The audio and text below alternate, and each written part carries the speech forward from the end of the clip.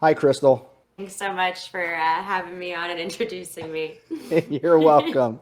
If you would, just take a moment and introduce yourself. Yeah, so my name is Krystal Dunn, and yes, I am a small business owner. I have a brow and skincare spa or salon, so brows, lashes, skincare. I tattoo faces. That's one fun fact about me. A lot of people don't know. Um, so permanent makeup though, and then yeah, I'm federal premium ambassador. Work with some different other companies, JP Rifles. So I get to do a lot of fun things in the firearms industry, and then recently. I mean, I've always done some media, but segued into more media stuff, interviews, on camera things for events, that kind of deal. So just been having a good time. And I was very fortunate to run into you at Optics Nationals, walking stages with my friend Matt. And he actually, right after he walked away too, Matt was like, "Oh, he's such a nice guy. You should definitely chat with him on his podcast." So Okay, yeah, Matt's been on a few times. I like Matt. He's a good guy.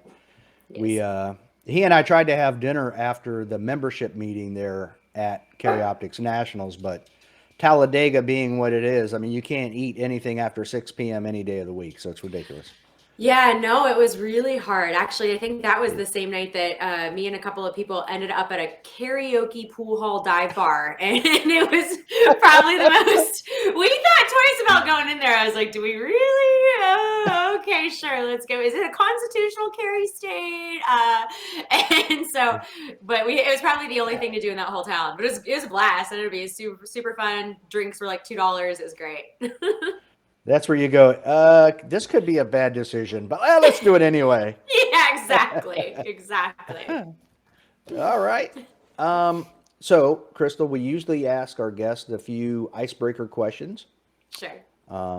So we're going to have you listened to any of the episodes? I actually, after you invited me on, I did start listening to, you had a junior shooter on. So I started listening to one of her episodes actually when I was on Okay. Play. So, Okay.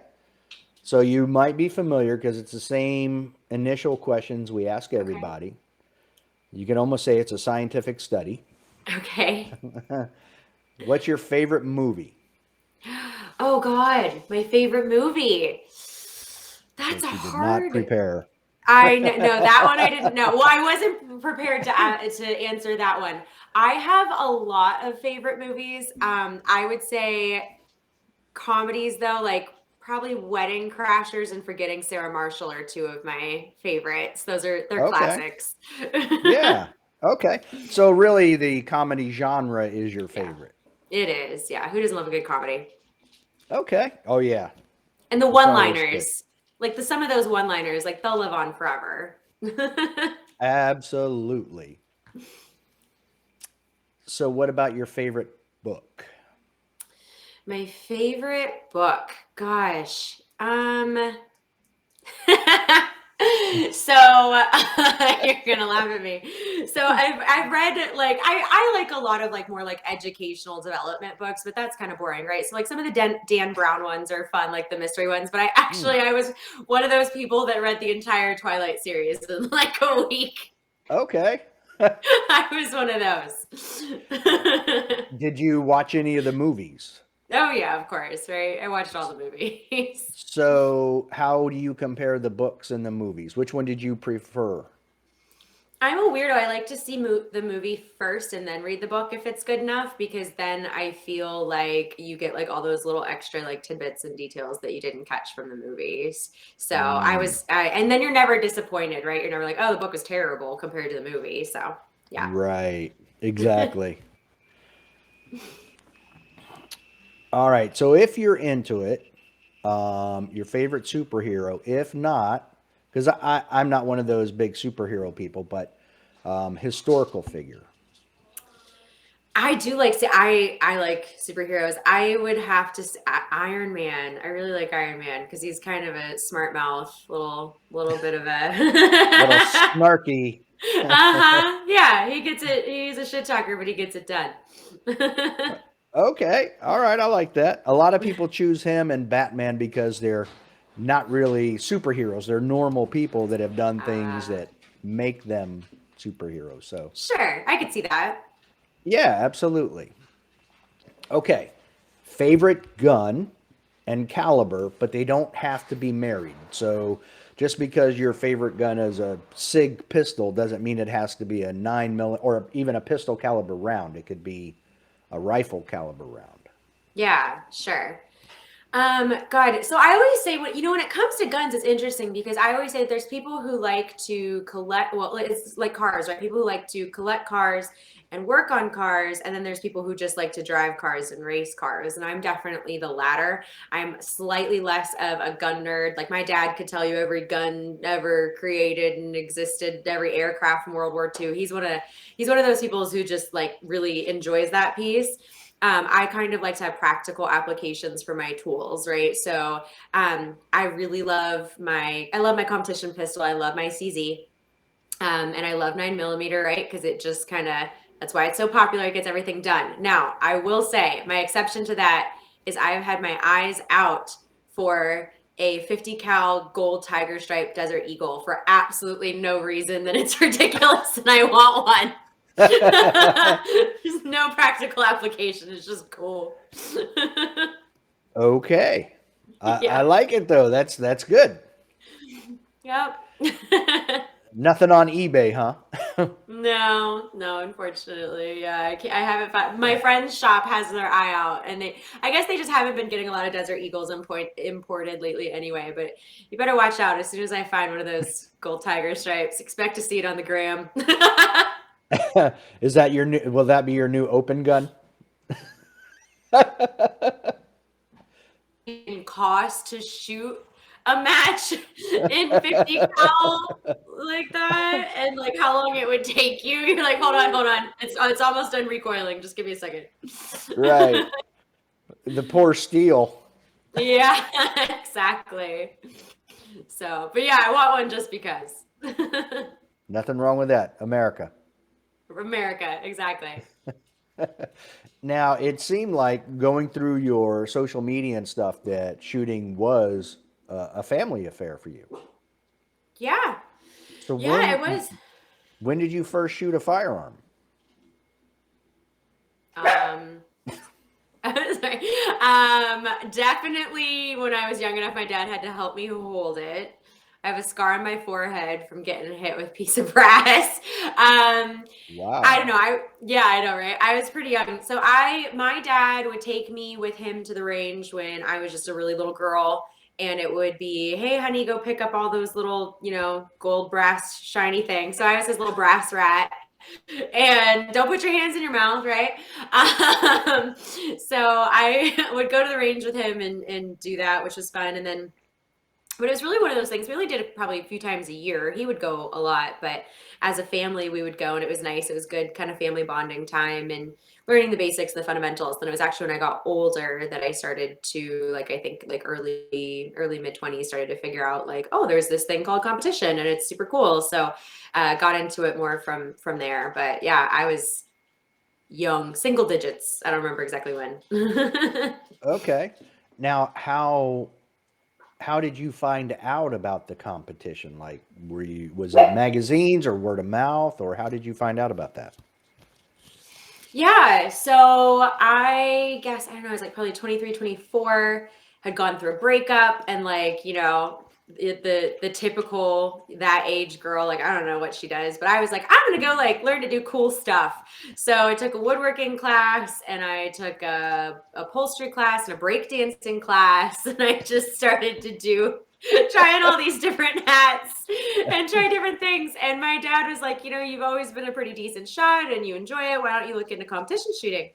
And I was like, never heard of her. So I looked it up on YouTube and saw a bunch of people running around safely with guns. And I said, wow, that looks fun. And so myself and Sarah Cade, who is a part of Filster, if you know her by chance, I'm sure you've heard of Filster.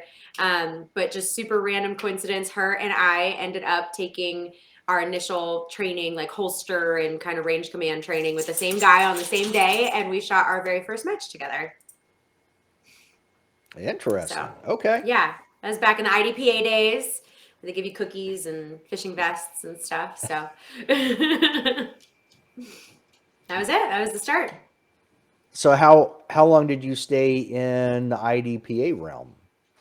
Not long, right? Like I think I met Um, no offense to anybody out there because it's probably different in every pocket, but at least where I live, it's like you go and then you meet the other young people doing it, and then they tell you to come to USPSA, and then eventually they help you figure out the gear and you get the guts, and then you go to USPSA. So at least that was my route. Maybe a season, and then maybe some indoors in the winter, like for another season, but it was pretty quick out of IDPA and into USPSA. And when you made that transition, what division were you shooting in USPSA when you first started? Oh, production, right? That's all. It was production, or if you were a big baller, you were open, and that was kind of really the two big. Some single stack, of course, was still the hardcore 1911s. But yeah, production, Glock 34. That it was like you either had a Glock 34 or an M&P. Go race, and then the metal fancy ones started coming out. So when even with your CZ, were you shooting production? I didn't have a CZ back then. You don't cruise into the industry with a CZ, right? Like that's, you come in your Ford and then you figure out your Cadillac from there, I suppose. So I was shooting when the AccuShadow first came out. And then I got an AccuShadow and then switched to a Tanfolio, went to the limited platform for a while, just wanted to try a different division, try something different, and then left and went to a CZ Shadow 2, back to, I don't know, production, but then pretty much just into carry optics then this past year. Was it hard making that transition back from large capacity to 10 round capacity? Yeah, that's why I didn't do a whole lot with production. I mean, I probably for matches mostly stayed in limited because I think stage planning is more fun when you don't have to worry about your 10 rounds. Like, if you're a good shooter, they always say like your reload shouldn't mess you up, and I get that, but I just think it's more fun. You can take more risk and do more fun things on stages because half of the fun of shooting a good match, a well-designed match, is stage planning. So I like being able to have more capacity to do that. So yeah, I didn't really do a whole lot going back into production, but I think the hardest jump was going from production to limited. That was really difficult, actually. Was that just because of the difference in the calibers or? Yeah, absolutely. So, if Federal didn't make a round specific for USPSA and 40, I wouldn't have shot it because, like, factory 40 is just kind of punishing, in my opinion. And when they made a round specifically for competition that was soft shooting, I was like, all right, this is cool. I can get into this. And at the time, if you wanted to do a high capacity division, it was limited or open. That's all there was. So I was like, all right, well, I don't really want to mess around with open. I don't want to load ammo. I don't want to deal with everything breaking and gunsmith and all that stuff. So went to limited, and it was really difficult for me going from 9 to 40 because you just have to relearn everything, right? As far as like sight picture and recoil and all management, all that stuff, because there's a lot of different, like now I know there's a lot of different metrics and drills that you can do to speed that process along, but everything's just going to be more violent. It's going to move around more. So it just took some time to get used to that and figure that out. But once I did that, it made me a better shooter overall for sure. Now you just started carry optics recently though, didn't you? I want to say 2022 or late 2021. Oh yeah, no, I've shot like maybe 4 matches in carry optics. I had never shot a dot before. I was like, screw it, next thing, let's go. How do you So, like shooting a dot? you know what? Well, part of the reason is production's dying, unfortunately, right? I Yep. mean, there's a lot of reasons that could be, but production's kind of dying. So it's not really fun going to a match and shooting a division nobody else is shooting, right? Like, who are you shooting against? It's not as much fun. There's some people out there I know that like shoot production, try to see where they can punch into in the overall, but so I like shooting a dot. I will say this though, like you always hear it's so much easier. If you've never shot anything but irons, that is so not true in the beginning. You're like, oh my God, that thing's everywhere. Where is it? Holy crap. So just like anything else, it takes some time to retrain and get comfortable with it. And now I really like it and it's fun. It helps you shoot target focus. But in the beginning, I was like, I feel lied to. This is not easier.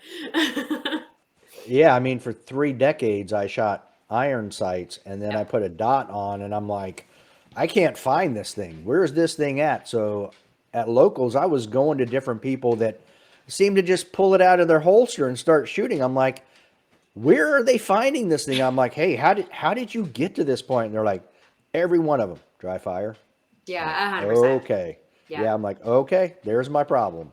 Yeah.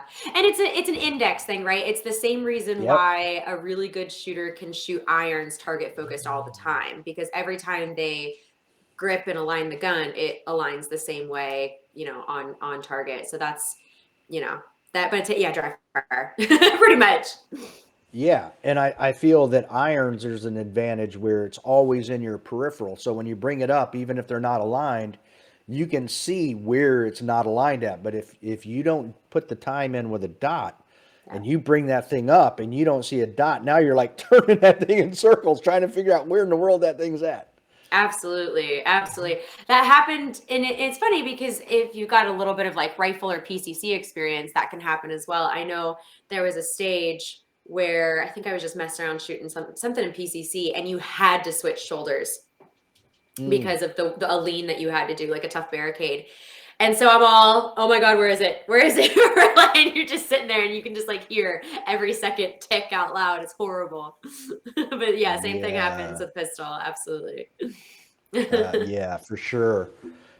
Now I noticed on you, you made a comment on your Instagram that you run a 5 MOA dot, Hmm. and it looks like you're using an SRO. Hmm. So how are you liking that setup?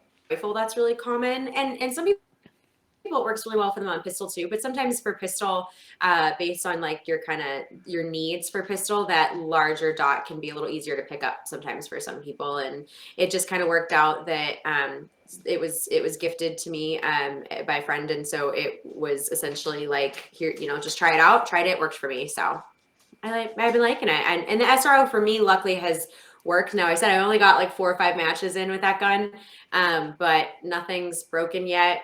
Fingers crossed, because I think that's been a big thing for people is the getting their optics to hold up through lots and lots and lots of rounds. Yeah, I mean, I've been using mine for 2 years and I haven't even had a hiccup with it. So, and Nice. I've had Wanzik on, and he and I have talked about it, and he had, at the time, he had like 125,000 rounds on each one without a Wow. problem. Oh So, wow.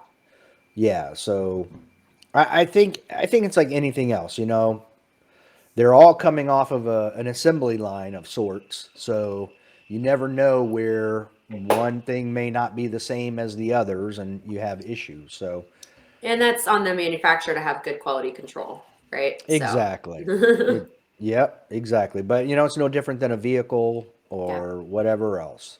So any absolutely. type of electronic equipment.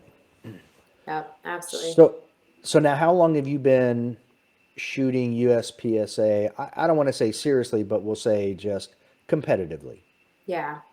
I mean, I think I got into it in 2013 or 14, I want to say, both IDPA and USPSA, because I shot my very first IDPA, or excuse me, my very first USPSA match in October of the same year that I shot my first IDPA match. So, it was pretty quick transition into that sport. So got into it 2013 or 2014, didn't really get serious about it for a couple of years, and then I expanded my salon, like my business, in 2018. So I kind of had to take a little bit of a break and put some more energy into that. So I kind of been on and off, still shooting, but like being more serious. I've had some injuries and surgeries this past year, but so now that I'm getting past that, I'm really excited to start training, getting more serious divisions too. You're like, I'm bored. I would like to, you just need something to kind of refresh that motivation to train again.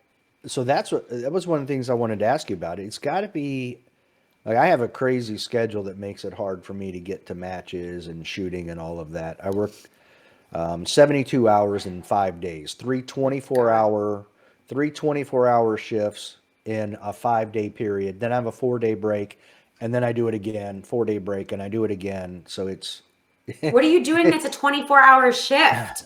I'm a paramedic firefighter. Oh my So gosh. Well, God bless you, but holy buckets, that's intense.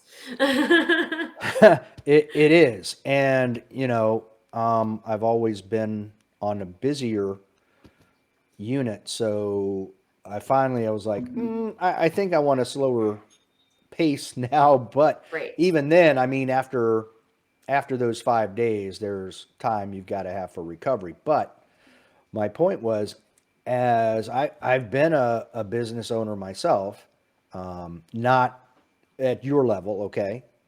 But so I know that that also has to play a part in how difficult it can be to stay competitive. Yeah, there's ebbs and flows, right? So when that's why, I started to probably get serious about competition maybe 2015, spent 2, 3 years kind of being more serious training, and then it was really time to expand my business in 2018. And that was build out, reconstruction, loans, hiring staff, like all of those things, Mm. renovations, all of that. So that took a lot. And it was happening through the summer. So it was just like, I was just okay with like, all right, this is a season where it's time to put some effort into something else. And then once I hired on staff, it was cultivating them, getting them trained and ready. And now I'm very fortunate because I've been able to travel and do things more and be in the salon a minimized amount of time because I have such good staff, but I also have to remember to be available to support them when they need it.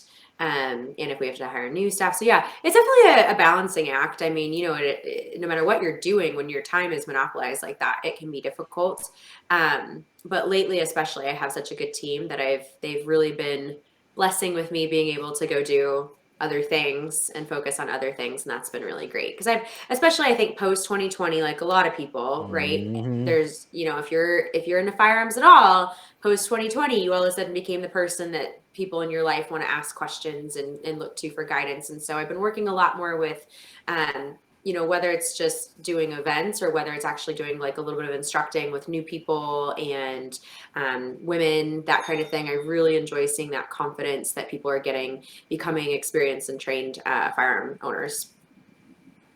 Yeah, I was going to ask you how 2020 affected your business and your ability to compete. Because I'm sure that, I mean, just 2 years earlier, you were just saying, you expanded your business, so you took out loans, you did all this stuff, and then Yeah. 2020 hits, and it's like, oh boy.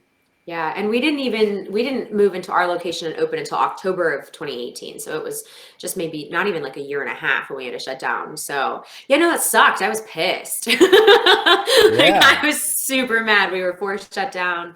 My state especially was one that was not very friendly to business. That's when I got involved with Turning Point USA because I had some thoughts about it.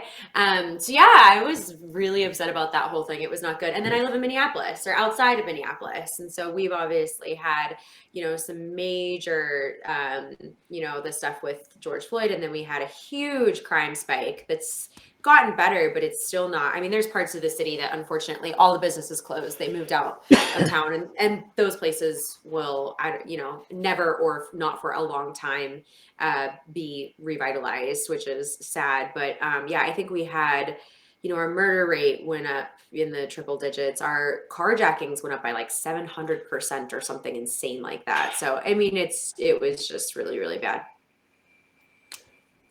Now you mentioned something training. Do you train other women in like concealed carry, defensive gun, that type of thing? Yeah, so I was brought on. NRA for a really brief time had a program called Carry Guard that they were there, so like kind of a cut above like the typical NRA training that they've had in the past. And so myself and one other girl were brought in to be part of like their first kind of little cadre class. And it was really great. And I really liked the concept. And then obviously the NRA's training program and media program kind of imploded a little bit. And so, which is sad because a lot of people put some really, really hard work into that. So that program went away. And then, so from there, I really at first just kind of started having people ask me. And I was like, I'm busy and I'm not really an instructor and I shoot, but like, I don't really want to do that. Let me refer you out. And then eventually I kind of had people, it's like, yeah, but either I or my wife, or my girlfriend, they want you to teach her. And so I started just kind of doing that for friends and family and taking people to the range or like a lot of just new shooters, even that are guys. Hey, I would feel more comfortable. I know you, you're my friend. Like, would you teach me or take me out for a range day? And so I started doing that, really liking it. And then there's been some local ranges and some people I've worked with that have asked me to start helping them. I'm actually getting ready to go down to WAFT the scenario-based training center down in Florida, Oh, in Orlando. Are you familiar with them? I am not. Um, yeah, so the Mitchellecks train there sometimes. Sig and HK have filmed, different content. There's been a lot of cool people who have come down there, but it used to be invite only, and I think this is the first year they're going to start opening it up a little bit more general. But I'm headed down there. Joe Farewell, if you know who that is, he's one of the directors of their education there. Oh, So yeah, so I'm headed down next week to take a class kind of there, and then I'll be helping to instruct a women's class there in February. So yeah, doing more of that. And I really enjoy it. I like, at the end of the day, like I like competition because that's fun for me, but it's all about preserving the Second Amendment. And I think while, it's just like, oh, that's the Constitution, cool. But at the same time, the way that you get people to really preserve something and get them to care about it is by helping them find that joy of it, whether it's as a family thing like it was for me growing up, or whether it's a competition thing, but getting people to truly find joy and enjoyment and entertainment in firearms too, I think is how you actually preserve that. and I pose that question because of where you live and everything that happened. Did you Mm, see a spike in women wanting that kind of training? absolutely. Women, everybody.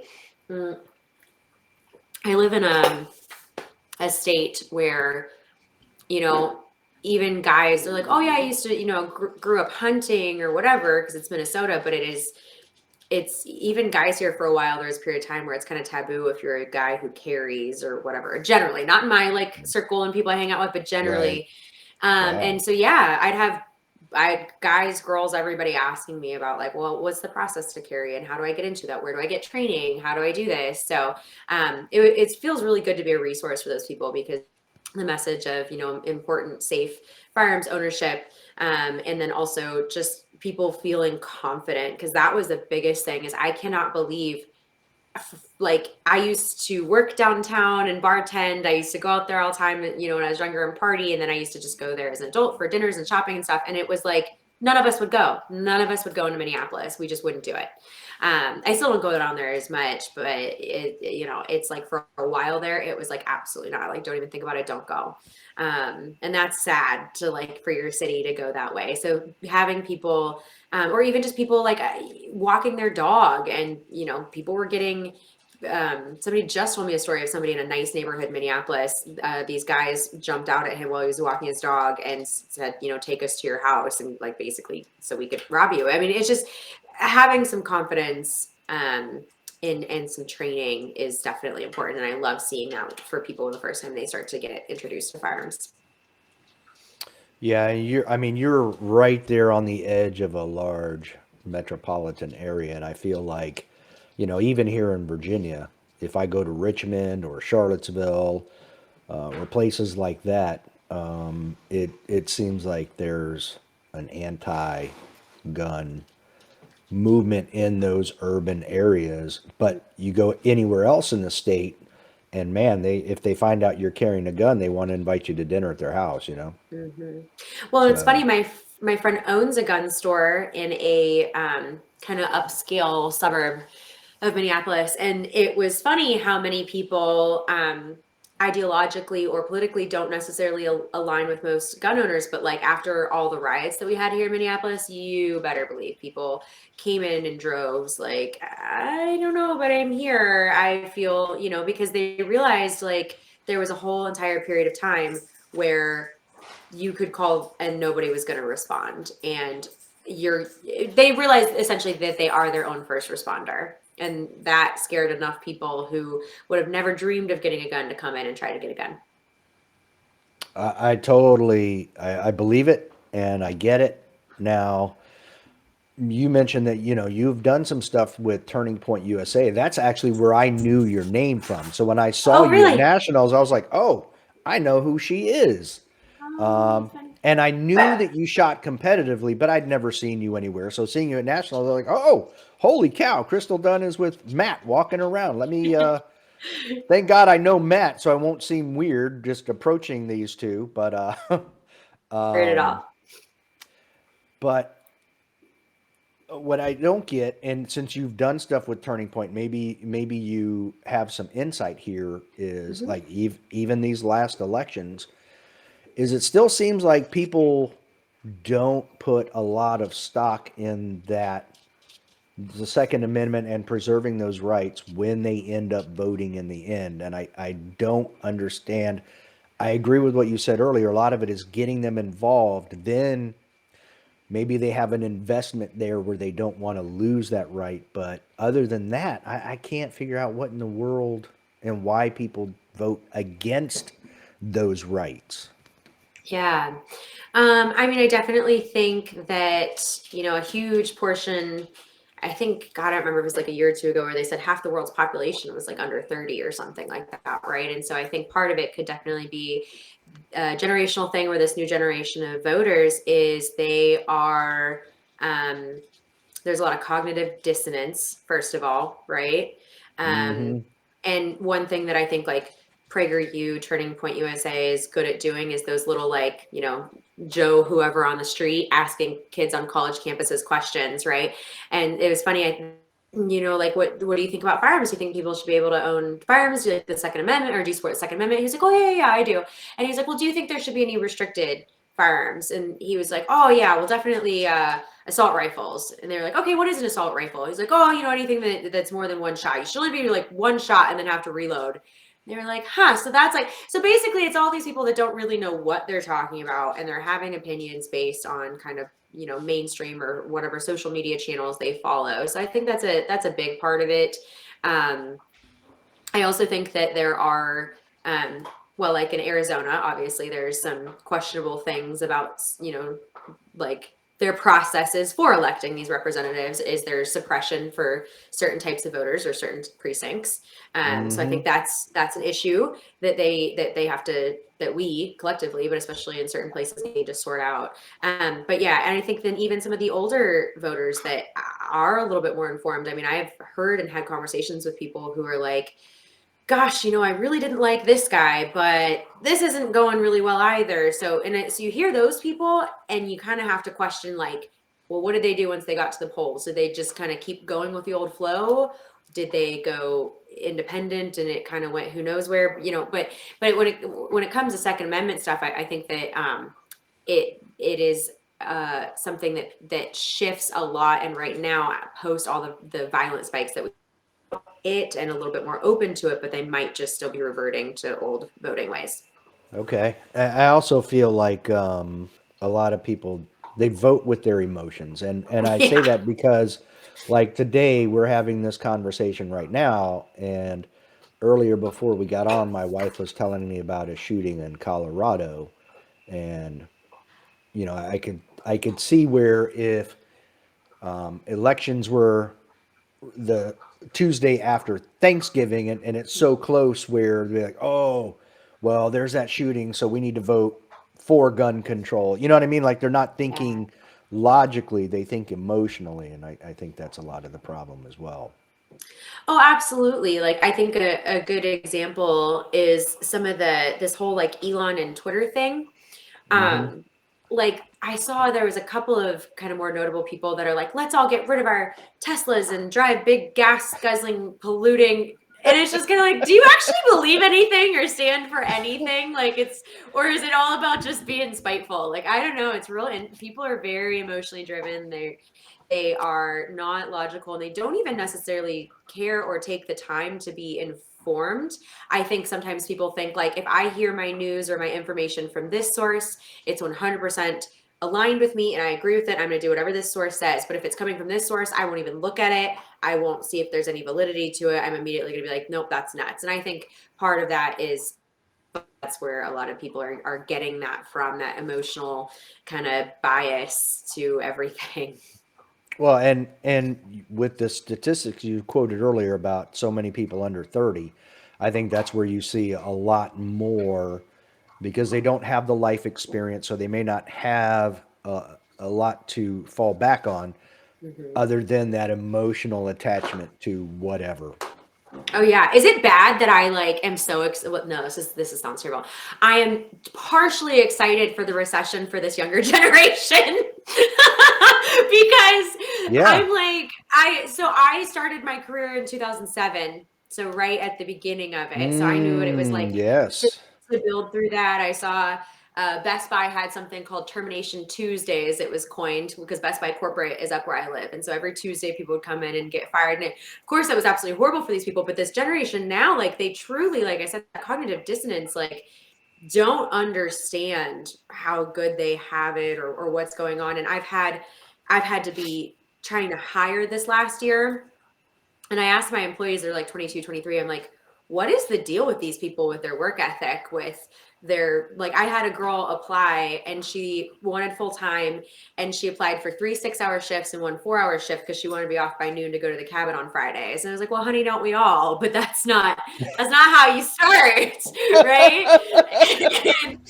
And when I was on the phone with her too, she was like, oh, my current place wasn't giving me enough hours. And I was like, did you tell them the same availability you told me? Because I don't know about that. But I asked them, I'm like, what's the deal with these? And she was like, a lot of people, like they still live at home or their parents are bankrolling their cars, their education, their insurance, their phone bills, their everything. And so there's a little piece of me that's like, all right, well, when mom and dad are having, to scale back on their own luxuries and their own bills, maybe these kids are going to have to find out how to adult for themselves. And that would be good for the whole country. Yes and no. I'm, I hope. I mean, I was in my teens when Jimmy Carter crushed the economy. And I can remember we had a Suburban and we had Mhm. 2 Volkswagen Bugs. And my dad would take the Suburban because there was gas rationing in 79. And so if your license plate ended in an odd number, Yep, heard about you got that. gas on odd days and even numbers, even days. So he would take the Suburban down and fill it up and then use it to siphon gas out of to use as a gas station for the other 2 Volkswagen. Oh, wow. Yeah. Yeah. So, I mean, I grew up knowing that the economy and all of that was a big deal.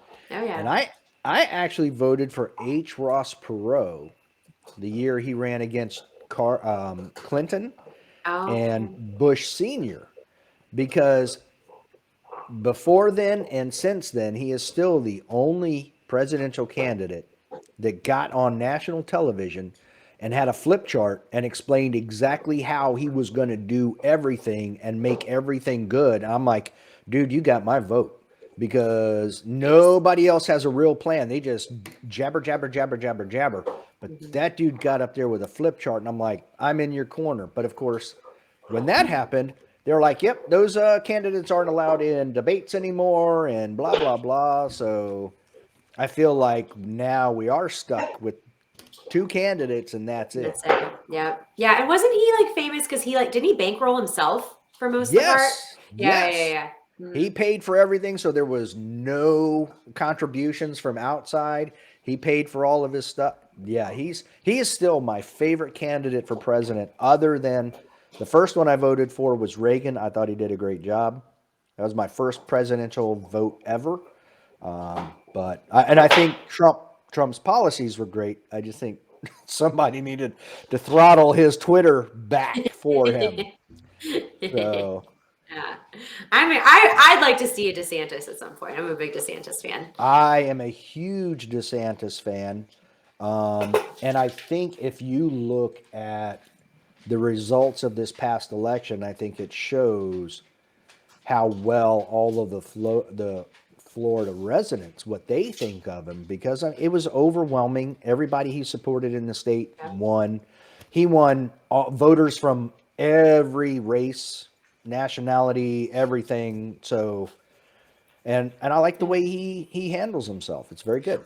Well, and I think he won a lot of people over in his state that maybe were doubters previously because he handled that hurricane, I think, probably as good as you possibly could have expected somebody to with the severity of it and the devastation. Well, that he handled the pandemic very well. Yeah. He's handled every major crisis in that state very well. Yeah. Absolutely. Even Disney. He's like, nope, this is what we're doing, like it or not. This is how Yeah. it's going to be. Okay, I like it. He's very much a statesman as well as great policies. So I'm with Absolutely. you. Man, we definitely got off on a tangent there. Yeah, sorry. That no, I like it. I'm good with it. I mean, I've had Gabby Franco on here, and I Yeah. wanted to get her back on just to talk about this kind of stuff because of Yep. where she came from, and I mean, you Yes. see her social media. She's like, "Look, we don't want to go down this road." Yeah, and that's actually why I am involved in the Second Amendment. My grandmother is from China, and Oh, she was involved in she was a child during the Sino Japanese War, World War II, the Korean Civil War, and the Chinese Civil War. So she literally got trapped in between all of those, wow. and witnessed. I don't know if you've ever heard of the rape of Nanjing or Nanking, whatever they call it now. But that was a kind of historical event that happened, and that's where she lived when that happened, and she escaped from there. And so she, I grew up hearing about what it was like to, have to crawl through a field and lay next to dead bodies and pretend you're dead so you don't get shot, and hide and run, and communism bad, right? Wish we had firearms to protect ourselves. People we know would have lived. She went through such amazing, crazy journey growing up that is where my passion for the Second Amendment comes from. And that is very closely tied to the policies of where she lived at the time, too. And unfortunately, a lot of those people aren't around anymore. And Yeah. even the there are more people like Gabby, but they're not able to get out there and make their voices heard as much as I would love to hear more of them. Even the ones that are immigrants and are anti-open border, they don't even get their voices heard as much, and the reason Um, why, because it's all good to hear. Absolutely. Yeah, Gabby does a lot for the Second Amendment, which is really appreciated. She really does. So, and she's local here, so I like seeing her at matches. Oh, nice, nice. So, getting back on track a little bit, Yeah. I know that last year you were kind of hampered a knee surgery or something like that. Yeah, this year. Yeah, this year. Okay, this year, yeah. Yeah. And by last year, I meant last season. Oh, My last season. bad. Sure. Yeah, Yeah. yeah, yeah. No, yep. But you were at nationals, so what did you think of that? Yeah. Well, yeah. So I tore my ACL in end of April, had surgery in May, and then yeah, made it to nationals in September, and then had shoulder surgery end of September. So snuck in just a few matches in between. Yeah. Well, the shoulder has just been a recurring thing, and once I tore my ACL and had to have that done, it was like, well, you hit your medical 1 year of healing done, and then you're done. So it was nice. I'm glad I went. The match I thought went off really well. It was my first time to Talladega, so I thought it was a really nice facility as far as like range and everything. So really enjoyed it. But of course, didn't have the training time that I wish I would have. Didn't have all of that because I was in between recoveries and all these things. But um, I feel like if you can let your own ego go and you can still go out and have not only have a good time, but it'll show your strengths and weaknesses and what you need to work on. And being that I was brand new to this division, I learned a lot and was able to come back from that match with like, all right, going in the off season, here's what we need to do. And what are some of those things you need to work on? Well, like you said, index, right? Like when I draw, my dot needs to be there, especially there was that my very first stage of the match was the strong hand, weak hand stage. And I actually did, Mm. pretty decent on that stage. Because that one really ate some people's lunch. So people kind of, it's always the close up stuff that gets people, right? It's the close up stuff that just has a little degree of difficulty, like strong hand, weak hand only, or like, there's some hard, tight partial targets in there, something like that, that people are like, oh, it's bad. And it's like, Mike, no shoot, penalty. But yeah, no, for me, it was like building an index, some of the movement stuff as my knee stability comes back. And then really just that training target focused all the time is difficult. And of course, there's a bunch of different training methodologies and things out there you can do to help with that. But with that, like, all right, I know what I need to do. And it involves more dry fire. That's the big secret, right? Yeah, it really does. Yeah, to build all that. Now, Are you able to get back since you had shoulder surgery? Shoulder surgery. Are you I able to li- get back into that or? Yeah, so I literally I've been doing some weekend dry fire, and then I just got cleared this week to start shooting pistol. He seemed less enthused about rifle and shotgun. Actually, he seemed to be like Mm. shotgun never. But but pistol I'm cleared for this week, and then we'll start incorporating some rifle when it gets warm enough to do so again. Okay. Because we got snow already out here. I'm not so. I mean, you live within the Arctic Circle, so I get it. I know.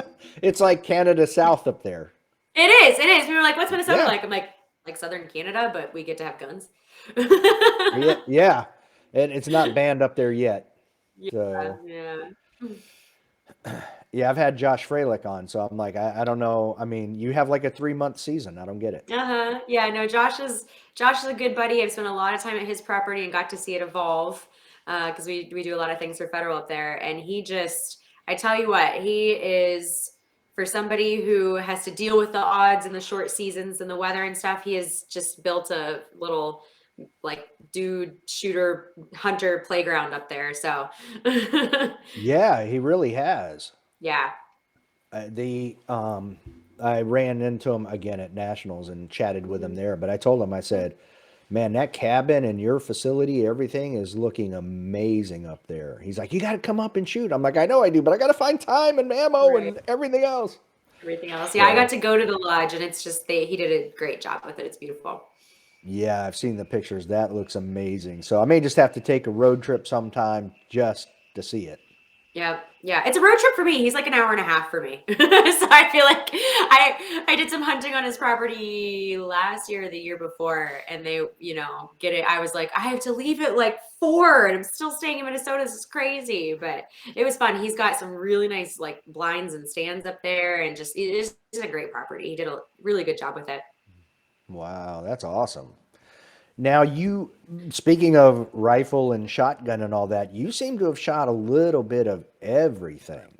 Yeah, I have. So what type of rifle have you done? Um, well, so when I first got into it, of course, everybody they make you try a 3-gun match, and so I went and did a little bit of 3-gun, and I really like rifle. I like PCC, and I like the AR platform.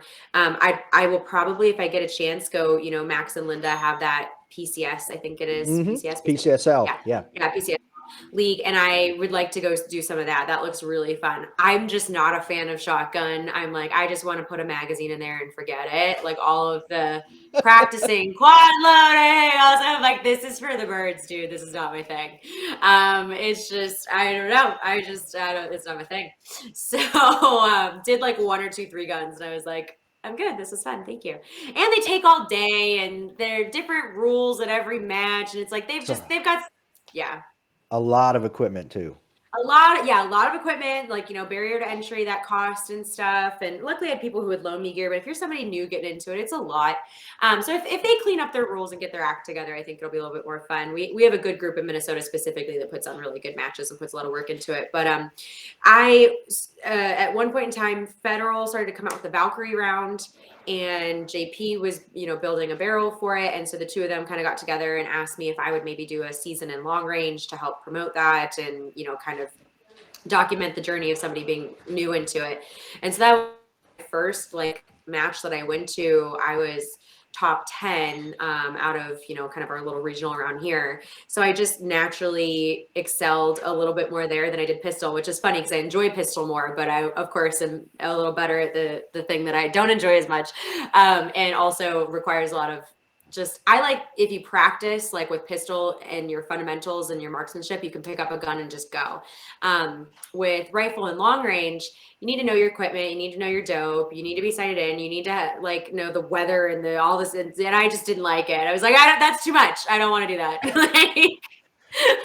Yeah, there's ballistics involved. There's Yeah. all kinds of stuff, much more stuff involved. Yeah. So because of that, I want to take some classes because I'm like, I need to just get over that, right? And find and be more proficient at that. And then I don't think I'll shy away from it so much. But I did do a season in it. It was really, really fun. I did go out to Blue Steel Ranch in New Mexico and do the Team Steel Safari match. And that was like a heck of a ride. Very different type of competition. You have 6 minutes, but you have to find the targets, range them, call them out to your partner. And it went fast. It was adrenaline, but a different type. And so that was fun. I would do something like that again. But like I said, I just want to spend a little bit more time. And that's another one where it's hard. It is an expensive game to get into. You can drop, 10 to 15K in that just on your first, get in, get your gun, get your optic, get a couple of things, and there you go. So other thing is I kind of like to play around in the sports that are accessible to other people, and promote that to where it's actually like affordable for people to do. But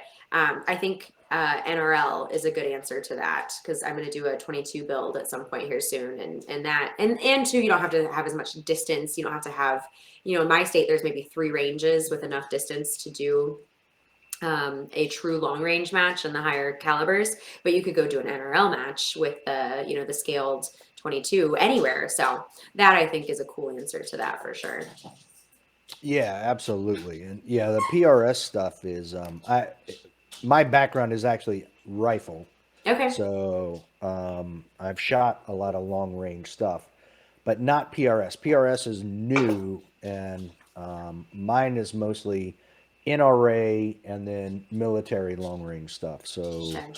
but yeah, it's very expensive. I kind of got into the pistol thing just to get a little better, and because the rifle thing is so expensive. Really, really is. It's expensive, and like I said, like a 3-gun match takes all day. Even like the long range matches can kind of take all day, where it's like a pistol match. You can get up, go shoot a match, have a burger with your friends, and still be home by 2 if your matches ran well. Still be home by 2 or 3 and still have the rest of your Saturday. So for your average person that's not traveling and shooting super seriously, I think on a weekend basis, it's just pistol's a little bit more accessible. Yeah, NRL too. yeah, I was driving 3 hours one way just to shoot a 600-yard match. So yeah, it's crazy. Yeah, that's a lot. But if you live Mm-hmm. in the Southwest, there's some more opportunities, I think, in the Southwest. And it is a fun game. I think it's a good skill to have. So that's why I'm going to take some more classes in it, figure it out a little bit more, because there is a different type of thrill when you fire off a shot and you feel like you're sitting behind your optic for like 30 seconds. In reality, it's like probably like 1.5. And then you see that steel move, like 1,200 yards away, and you hear impact, and you're like, that is the coolest thing in the world. Yeah, for sure. Absolutely. But yeah, a good. I mean, if you're going to get serious about long range rifle, then you're looking at, probably 5K to start for a rifle and optic alone, and then $1 a round for ammo and everything else you've got to have. So it ends up being quite, it's like an open gun, but the ammo 3 times as expensive. Yeah, I think the setup that I shot, because again, so I was doing it as kind of a 1 season like demo thing. So I think the setup I shot was 9 to 11K, including the optic. And then you get in like a decent, tripod. If you have to do Mm-hmm. like a match like that, you need a decent tripod. Put your bipod, you put your gear, the bags. Then you got to get the bags, um, Yep. and then your ammo. And so that racks up quickly. And then Kestrel, of course, you need a Kestrel unless you're really good Yeah. at I was gonna say, math. can't forget the Kestrel. Yeah, I can't So forget the Kestrel unless you're really, and so I was like, yeah, this is just it's not an easy game to get into and then stay competitive with. yeah, and people who've only shot pistol, they reload ammo and they'll have an automated machine. Well, that's great. I reload my own 6.5 Creedmoor, and I'm talking at least I can only do about 60 rounds an hour, about a round a minute, Wow. because I'm making sure everything's just right. Yeah. It's not automated, so I can't do several thousand rounds in an evening. Not that So you don't shoot as many either in rifle, but still, yeah, right, so much more time. Oh, sorry. yeah, Yeah. you No, kind so of. paused out. Yeah, you don't shoot as many rounds in rifle long range, but still, it's a much more time heavy investment to load that ammo for sure. Yeah.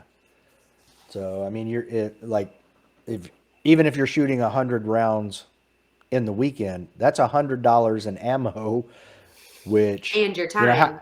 Yeah, and how much is that? And then your entry fee, and then your time, your driving. Like when I would drive to those 600 yard or 1,000 yard matches, it's 3 hours one way. Then I'm getting a hotel room to stay overnight because it's a 2 day match Yep. to shoot maybe anywhere from 80 to 120 rounds. So I'm still looking at 80 to $120. That was before the pandemic. Yeah. So it's all kinds of nuts. It is. Yeah, it's definitely, I mean, nobody does this sport, any of the shooting sports, I think, because they're hoping to get their money back out of Yeah. it. Perfect segue. Thank you, Crystal, which brings up Prairie Fire. Yeah. Oh yeah. That's a new concept. It is. So, and I bring that up because you did post the thing where you were down there and you were interviewing Tim, Yeah. the winner. Congratulations to him. Yeah. Now, you've been around shooting almost 10 years. Hmm. We're both new to the competition side of all of this, but what are your thoughts on? I mean, if this thing continues to work the way they envision it, this could revolutionize that to where you might draw in some people who are looking to possibly be able to recoup some money and then be able to make it more of a profession and not just a hobby. Yeah, yeah, and I think that that was definitely one of their goals. I don't want to speak, too much kind of for what it is, but it's still a somewhat working concept. And Lanny Barnes, if you, I think, have you spoken to Lanny ever before? Yeah, I that's what I actually was did thinking. a 30-minute quick interview with her. It was a, Okay, that's yeah, I'm gonna have to have her on again. she's amazing. Poor Lanny got stuck next to me on a flight once, and I was like, "Tell me everything about your life. You're the coolest person I've ever met." Um, and we actually, her and I were on her and I and Tess Salb and Julie Golub, we were all on a season of Love at First Shot that Julie used to do for NRA show, or for Hmm. NRA, I should say, excuse me. And so the three of us girls, got to spend a week or two together doing all these fun challenges and things. It was really a good time. And so Lanny kind of pointed out that, even though guns aren't really a thing in Europe, recreation, and have 50,000 people cheering and excited and ready to see it. And she just said, why can't that be a thing here? Why can't we have a shooting sport that people actually are excited about, and it's accepted and supported, and it is a real thing, kind of like you said, more of a, it's not just a hobby, right? And so I think what Prairie Fire was trying to do is also noting that it can sometimes, watching match video, if you're not in it, can be kind of boring. So trying to blend that bit of making, kind of a new hybrid shooting sport that is fun and accessible, but also exciting to watch, right? Like that you get invested in the players and you want to root for them and cheer them on. So I'm really excited to be involved with them and watch to see how they continue to evolve this concept, because yeah, they, at this point, with the purses that they have, like, right, the match pot that they have, that's really attracting a lot of people. And Yes. yeah, it's something different, something we haven't seen. So it'll be exciting to see where they go with that. And I think it's really cool that it's open to every single person, and like we were talking earlier about the shooting sports where, or at least I think we were, where you can show up and they'll supply what you need to shoot and just to see where you land in comparison to everybody else, including those few professional shooters that there are. Yeah, absolutely. Yeah, So it's good. something a little bit different, having that type of concept. And yeah, anybody show up with what you have or what you don't. Yeah. Now, what was when you were down there? What was the energy like? Um, The energy was really good. It was interesting. Well, we did have a rain delay one day, so that was kind of a bummer. We had one day that we had to, push things back. But That was everybody was Friday, right? Friday. Yeah, but Yeah. everybody was really good sports about it, and they were smart. They moved everything inside of the hotel. They had food. They had a open bar. They had the yeah, they had the virtual experience. So that was really cool. And then they had like a virtual competition inside that day. I was in a room interviewing people all day, so I didn't really get to be out in there at all. I was literally in a dark room all day long doing interviews, which was fun getting to hear people's stories. But so I kind of missed a lot of what was going on in there. But and it was a pretty fun day in there from what I could tell. They definitely had it was interesting because you had people who were competitive shooters like us who were really nervous about the bullseye portion. So if you haven't shot Bianchi, you haven't done that type of thing, they're like, oh my God, I don't know how this is going to go. Right. So it's funny because you had those people nervous about it. And then you had the people who are maybe just plink, maybe just do the group target shooting, who are like, oh my gosh, if I get through, what am I going to do when it gets to the shoot offs? Like, how's that going to go? So that was kind of cool because I feel like it pulled from both. But I think once we got down to the final 8 and we were under the lights and we were going head to head and, man versus man shoot offs, that was really cool. And the energy was really fun. I luckily got to do sideline reporting for that. And God bless everybody who had the patience of them just getting off the stage, their adrenaline's running, and I'm shoving a microphone and a camera in their face, like, oh my God, tell me how you feel, how did it go? And they were all so gracious and such good sports about it. But I was genuinely excited. It was really fun to watch. It's got to be like trying to interview that coach who's going into halftime is just happening at the football game. He's going into the locker room to talk to his team and quick, hey coach, how did the first half go? What are you going to do for the second half? Right. Yeah, exactly like that. So I was a little nervous, but everybody's really nice about it. And, they're putting a broadcast together. They did something called live to tape where they filmed it like you would film a live broadcast. But since it was their first time doing all that, it's actually going to studio to be edited, and then they'll release the broadcast in the day. So that'll be really fun. Is there a timeline for that, or are you even allowed to say like when we might expect to see some of that? Hopefully really soon. I think the goal was to have it out within like a month of the event, but yeah, I'm not 100% sure, so don't quote me. But I know the editing crew and the media crew that they were using it for it were great guys. And I saw even some of the stuff that they've been putting out, just kind of little some of the interview things and whatnot have been awesome. So I'm excited to see what they do with it. So, and then all the in-depth interviews that I did, and there was Brooke Entz, who's a big CrossFit competitor. She interviewed some people. So those will be coming out too, which is really cool because we got some really good sit-down time with some people, and I'm hoping at some point they'll even do a longer format with the interviews because they were really cool. We got some really good golden nuggets. I got to sit down with Jerry. I got to sit down with Lena. I got to sit down with some people that I had never met before that just have really cool backgrounds in the industry. So it was really cool. Jerry and Lena, I feel like they're the first family of shooting.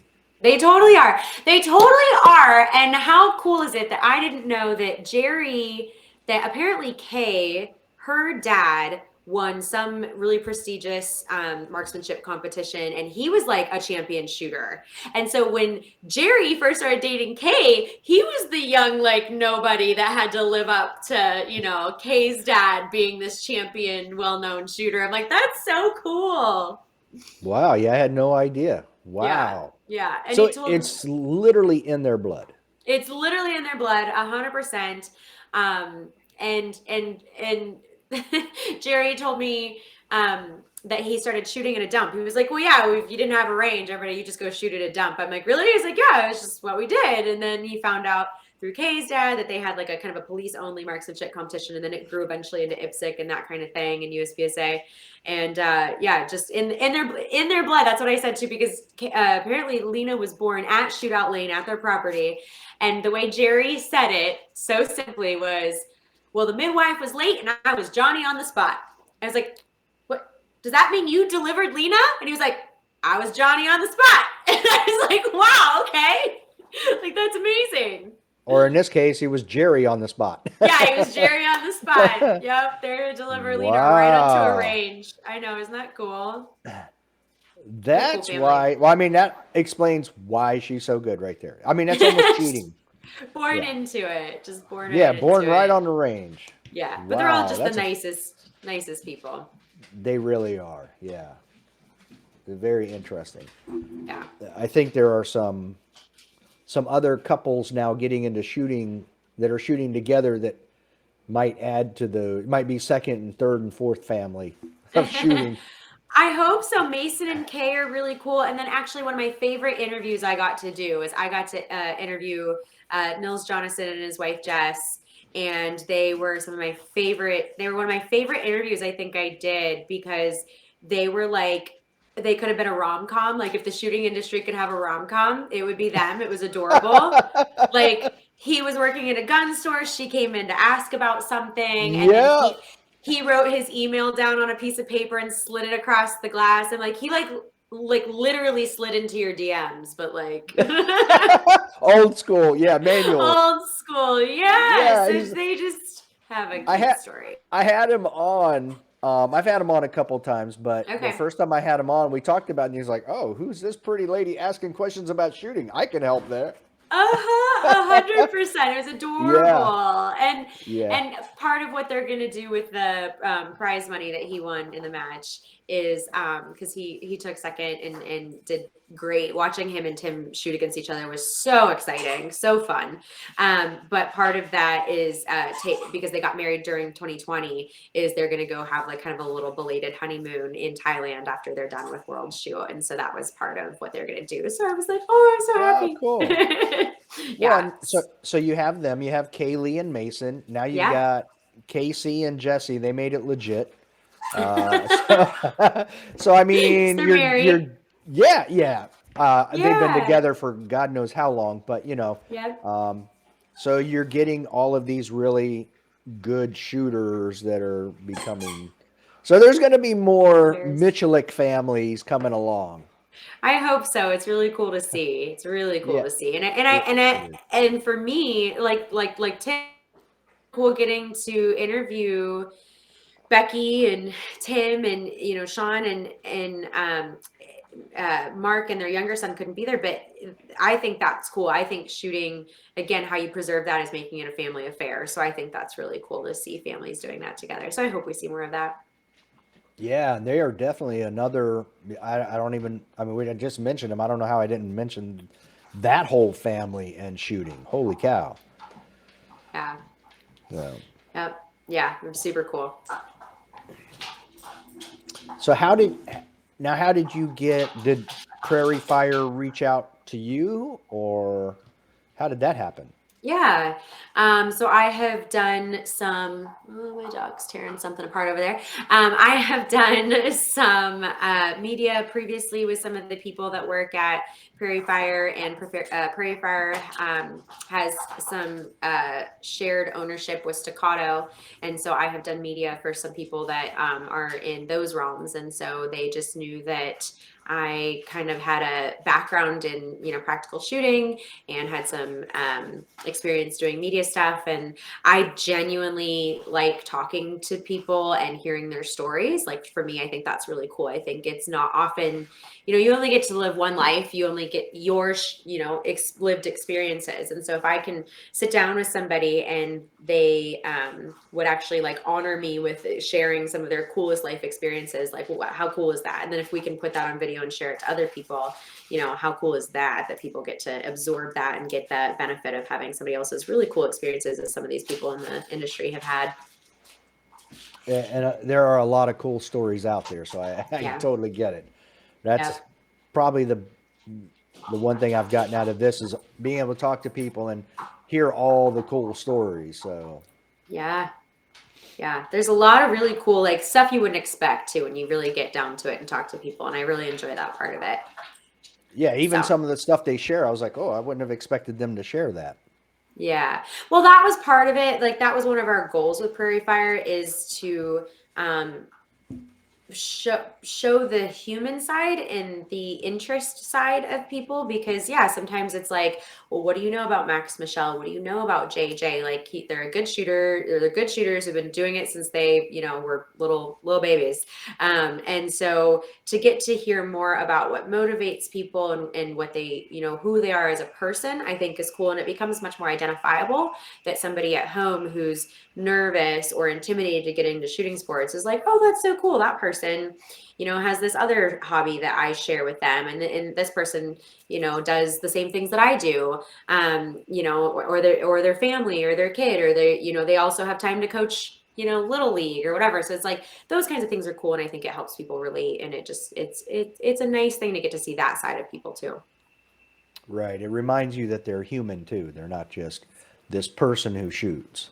Yeah, they're not just like shooting robots, even though they seem like it sometimes because they're so good. Yeah, that's not all they are. Right. Yeah, they're machines, but they put in Absolutely. a lot of time to get there, so I get it. Yep, absolutely. So we mentioned briefly CMP. What did you think of the range at CMP? I thought it was cool. I thought it was super cool. I had never been there before. I came in and I got warned about the video you have to watch. So that was kind of funny. That's like a known Yeah. thing. You have to watch that video. But yeah, after that, I mean, it was it was a beautiful facility.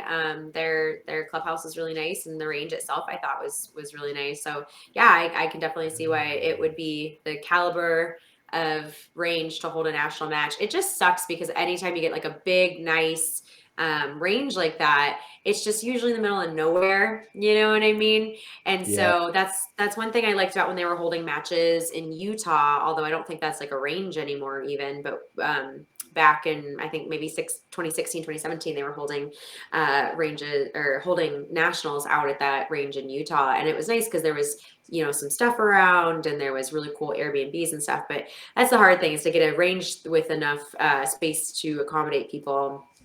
Sometimes there's just not a lot else around. Yeah, I mean, I've had the Williams sisters on, Yeah. Linda Turnbull, and they're from that St. George area of Yeah. Utah. And I guess there have been some changes made to the range to make it a little better and some other stuff. Plus, they have the accommodations where I guess Nice. it's like a resort place, so they can accommodate any number of people. There's stuff to do, all of that. Nice. Yep. Yep. Now, I like to hear. you being a federal premium ambassador, do you ever make it to SHOT Show? Yeah, yeah, I do. Sometimes when I'm there, I'll do some things with federal. They don't really bring a whole lot of their ambassadors anymore. Like a lot of things post COVID have gotten different as far as like booths and stuff. Right. Um, I do a lot with a friend of mine that has a gun store out by me. So I used to go with them and help them with some of the business that they had to do this year. I wasn't sure if I was going to go or not because last year was just kind of a weird year. Like it was, got canceled the year before that. Then last year it was kind of like, okay, we're going to have it, but then all these companies pulled out. So it's kind of a weird year. I wasn't sure if I was going to go this year, but now I have a couple of media things to do and helping with some other companies. So I will be there bouncing around this year. I was there this past January, so 2022. Yeah. That was my first time since 1996. Wow. Very cool. Yeah, yeah. That was in Dallas. That was the year the Cowboys beat the Packers in the championship game, and then they went on to beat the Steelers in the Super Bowl. Well, That's terrible. I'm a Steelers fan. I grew up in I'm a Pittsburgh. Cowboys fan. Well, I was born in Dallas, so Okay. Fair enough. Fair enough. yeah, yeah. So it's all good. We're both basically just rooting for our home team, so it's all good. Yeah. Yep. So 2022 was my first time back there, and it was in Vegas, and I was like, "This is way bigger than what it was in Dallas." I have no idea where it. I was like lost that first day, Oh, I get but lost every time I'm there. Every time. but I bring it up because I've been suggesting with as big as Carry Optics is getting Hmm. in the USPSA. I mean, it's ginormous. It's literally all the low capacity participants and limited. If you add all of those together, then you get Carry Optics. That's how big it Yeah. is. Yep. And I've been saying, why not? Area 2 is always in November. It's like the second weekend in November. Why not Hmm. have Carry Optics Nationals at the end of the year where every area championship is over Hmm. and have it the weekend leading into SHOT Show? You've got a range there in Vegas that can handle it. You could Hmm. probably recruit the National Shooting Sports Foundation to help. Every single major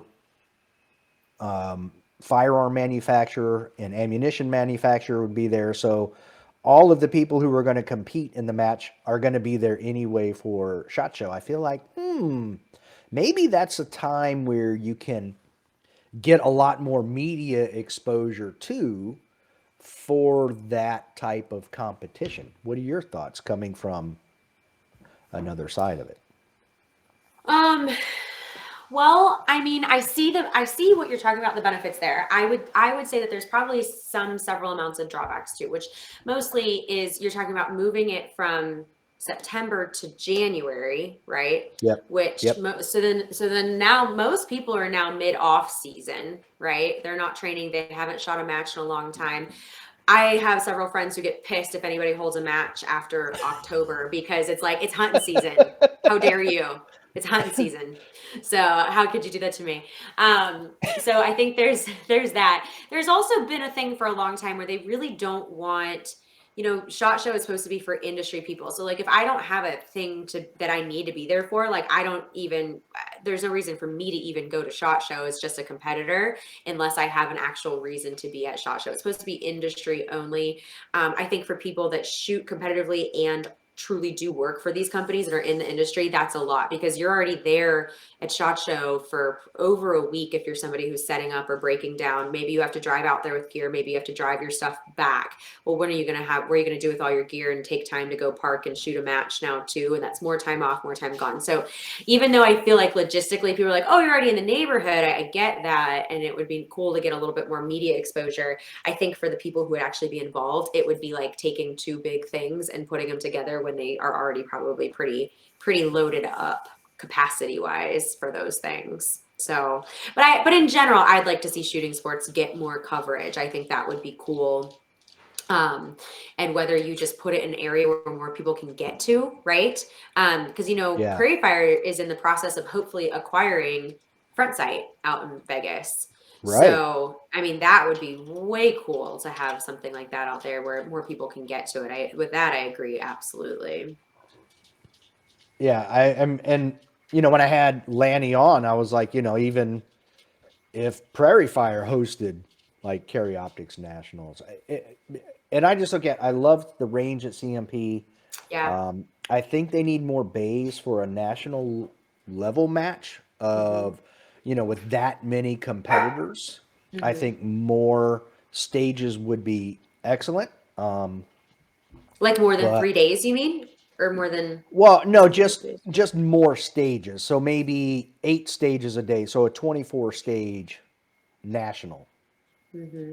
You could still do it over 3 days. It'd be neat if you could do four, but that might be pushing it a little bit again, just for people having to take time off or whatever. But Yeah. probably wouldn't affect the people that are there to win nationals. It would be everybody there not to win nationals is who it would affect in a negative manner. But Well, and anytime you do something like that, you have to consider all the time ahead because there's, several days on each end setting up and breaking down. So anytime you've got the competitor portion, it's, even longer on other side. So yeah, when you start getting into, 4 or 5 days, that kind of thing, now you're talking kind of like what they're doing at World Shoot type of deal. I right, personally, I personally wouldn't mind shooting, you know, 7 to 10 stages and doing it in 2 days. I'd rather spend less time being in a state I don't want to be in and more time shooting. And once I get ramped up and get going, I kind of like to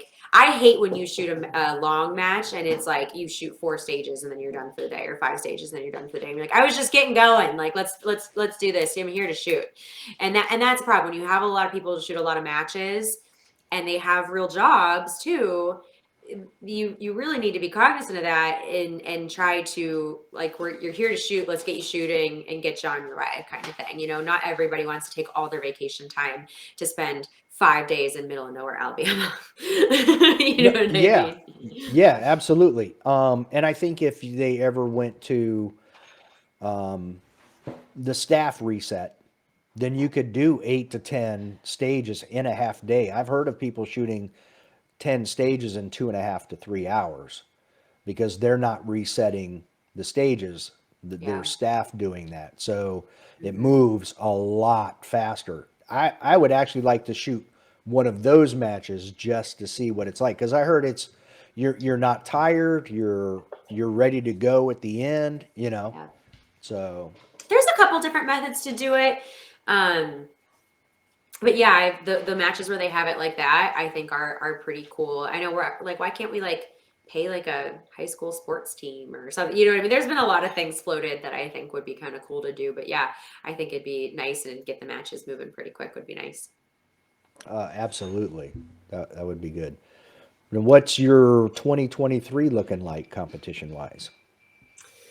Yeah, so I definitely want to at least get down and take a long range class, if not do a long range Mm. match or two. Yeah, because like I said, I'm like right now, I'm like, I don't like it. It's too much math and work. So I'm like, all right, Krystal, you need to like face that, right? You got to face that. I would actually, along those same lines, I'd like to take a land navigation course at some time next year because I get lost so easy. Speaking of SHOT Show getting lost, just in general. Wait, is that legit? Are you That's legit saying legit. that? My one of the most hurtful things one of my friends said to me is if you were a migratory goose, you would F over all the other migratory geese because Uh, they get lost so easy. I have no sense of inner GPS whatsoever. So I definitely will make some time to try to take a class like that next year. That's on the agenda. And then, yeah, I'd like to do an NRL build, maybe do a couple NRL matches. And then I'm going to shoot as much carry optics pistol as I can. I've got some friends in the Southwest that I'd like to get down and shoot some matches with. So I'd like to do a lot more carry optics next year, a lot more matches.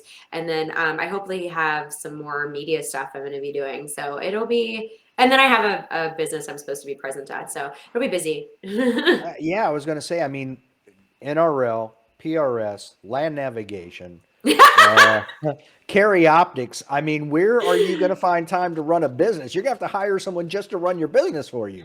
All right. We'll try to work it out. We're going to do as best we can. Opportunities come around, I just try to, if I can, and it makes sense, I try to say yes, right? And then we'll figure it out from there. That's usually the idea. Okay. Like that's it's a bold strategy, Cotton. We'll see how it works out for him. Yeah. Yeah.